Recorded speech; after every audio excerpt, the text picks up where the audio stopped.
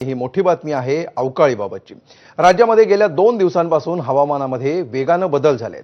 ठिकठिकाणी विजांच्या कडकडाटासह अवकाळी पाऊस कोसळतोय। मराठवाड्यातील बीड, पाटोदा आणि वडवणीसह ठिकठिकाणी अवकाळीनं जोरदार हजेरी लावली आहे। या पावसामुळे रब्बी हंगामातील पिकांना फटका बसलाय। पावसाचा थेट परिणाम पिकांवर होत असल्यामुळे शेतकऱ्यांची चिंता वाढली आहे। विकास माने आपले प्रतिनिधी आपल्या सोबत आहेत। विकास, कुठल्या भागामध्ये सध्या पाऊस झालेला आहे आणि काय अपडेट्स आहेत याबाबत? महाराष्ट्र राज्यामधील शेतकऱ्यांसाठी अत्यंत डेंजर बातमी आता आली आहे, कारण की रब्बी पिकं आता जवळ आलेली आहे आणि त्याच अनुषंगाने आता हवामान खात्याने अलर्ट जारी केला आहे। हवामान खात्याकडून सूचना देण्यामध्ये आली आहे। काही जिल्ह्यामध्ये रेड अलर्ट आता राहणार आहे, त्यामुळे मोठा धोका आता रब्बी पिकाला असणार आहे। डेंजर बातमी आता हवामान खात्याकडून जाहीर करण्यामध्ये आल्या।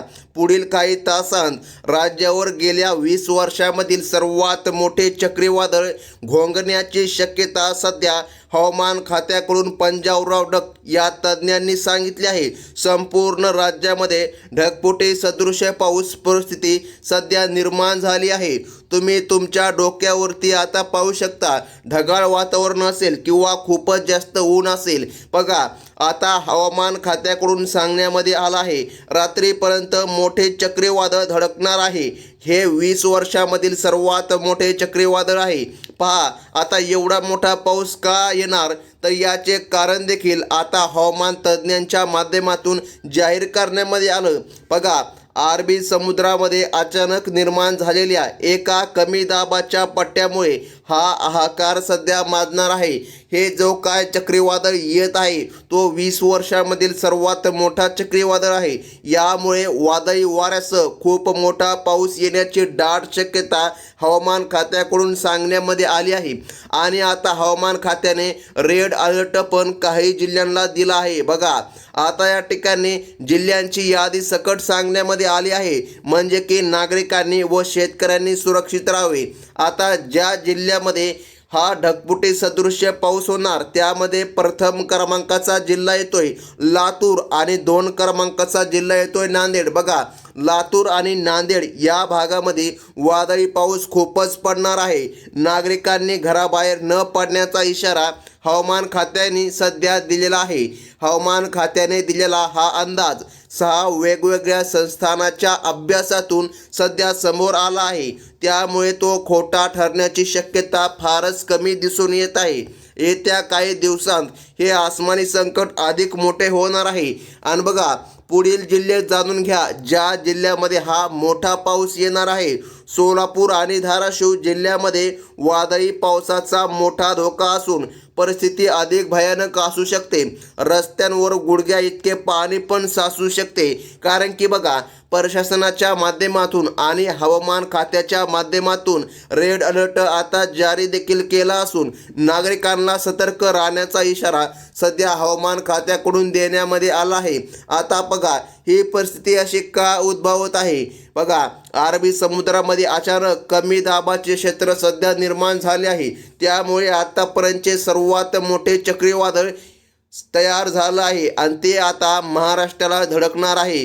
या चक्रीवादळामध्ये खूप सारे वारे आहे। या वाऱ्यामुळे जे आसपासचे ढग आहे ते महाराष्ट्रामध्ये येणार आहे आणि यामुळे खूप मोठा पाऊस होणार आहे, असं हवामान खात्याकडून आता जाहीर करण्यामध्ये आलं आहे। सायक्लोनिक सर्क्युलेशनमुळे ढगांचा मोठा समुद्र एकत्र आला आहे। पुढील काही तासांच्या आतमध्ये ढगफुटीला सुरुवात देखील होणार आहे। आता ज्या जिल्ह्यामध्ये ही ढगफुटी होणार आहे त्या जिल्ह्यांची यादी हवामान खात्याने सध्या जाहीर केलेली आहे। शेतकरी बांधवांनो, तुमच्यासाठी खास करून अत्यंत महत्त्वाची बातमी सध्या हवामान तज्ज्ञांच्या माध्यमातून पंजाबराव डक यांनी सांगितले आहे। ज्या जिल्ह्यांमध्ये ढगफुटी सदृश्य पाऊस होणार आहे त्यामध्ये चंद्रपूर जिल्ह्याचा देखील समावेश झाला आहे। त्यानंतर वर्धा आणि नागपूर या जिल्ह्यामध्ये वादळी पाऊस खूपच पडणार आहे। नदी नाले ओलांडून होण्याची शक्यता खूप जास्त आहे. नदीकाठच्या शेतकऱ्यांनी आपल्या जनावरांची आणि स्वतःची काळजी घेणे खूप महत्त्वाचे आहे, कारण हा पाऊस वादळी वाऱ्यासह विजांच्या कडकडाटासह येणार आहे. पहा, सरकारच्या माध्यमातून देखील आता शेतकऱ्याला रेड अलर्ट देण्यामध्ये आला आहे. परंतु बघा, याच जिल्ह्यामध्ये सर्वाधिक पाऊस होणार त्या जिल्ह्यांची यादी आता सरकारने सांगितलं आहे. संपूर्ण महाराष्ट्रामधील जिल्ह्यांमध्ये हा वादळी पाऊस येणार नाही, परंतु थोडासा पाऊस येईल. परंतु ज्या जिल्ह्यांची यादी हवामान खात्याने जाहीर केली ते डायरेक्ट रेड अलर्ट देण्यामध्ये आला आहे. हवामान अभ्यासक पंजाब डक यांनी देखील अनेक तज्ज्ञांनी सावधगिरी बाळगण्याचा इशारा सध्या दिला आहे. भंडारा, गोंदिया आणि यवतमाळ या पट्ट्यात ताशी 100 ते 150 ते 120 किलोमीटर वेगाने वारे देखील वाहू शकतात. यामुळे पावसाचा जोर अत्यंत कडक असणार आहे. या भागामध्ये वादळी पावसाचा योग इतका असेल की झाडे आणि विजेचे खांब उसळू पण शकतात, खाली पडू पण शकतात. पहा, शेतकरी बांधवांनी नुकतीच पेरणी देखील केली असेल रब्बी पिकाची, किंवा या ठिकाणी कोणाचे पिकं काढणीला देखील आले असतील. परंतु आता हे आसमानी संकट आल्यामुळे सर्व काही उद्ध्वस्त होऊ शकते. सध्या थंडीचे दिवस बघा, सरकारच्या माध्यमातून सांगण्यामध्ये आलं आहे, हवामान खात्याने जारी केलं आहे. बघा, सध्या या ठिकाणी थंडीचे दिवस जेव्हा सुरू असायचे तेव्हा पाऊस यायचा, परंतु आता आसमानी संकट डायरेक्ट उन्हाळ्यामध्येच आलं आहे आणि भोर उन्हाळ्यामध्ये अचानक मोठा पाऊस येणार आहे. आता लक्षपूर्वक जाणून घ्या. वाशिम, हिंगोली आणि परभणी या मराठवाड्यातील प्रमुख जिल्ह्यांमध्ये वादळी पाऊस खूप पडणार. बघा, असा अंदाज हवामान खात्याने जाहीर केला. बंगालच्या उपसागरामधील हालचालींमुळे हा धोका अधिक वाढला आहे. बघा, आता अरबी समुद्र तर झाला, परंतु बंगालचा पण उपसागर या ठिकाणी जास्त धोकादायक ठरू शकतो. वादळाचा वेग पाहता कच्च्या घरांवरील पत्रे पण उडू शकतात. त्यामुळे सुरक्षित ठिकाणी आश्रय घेण्याचे आवाहन सरकारच्या माध्यमातून करण्यामध्ये आलं आहे. बरं, आता हा पाऊस नेमकं कधी येणार आणि कोणत्या जिल्ह्यामध्ये सर्वात अगोदर धडकणार?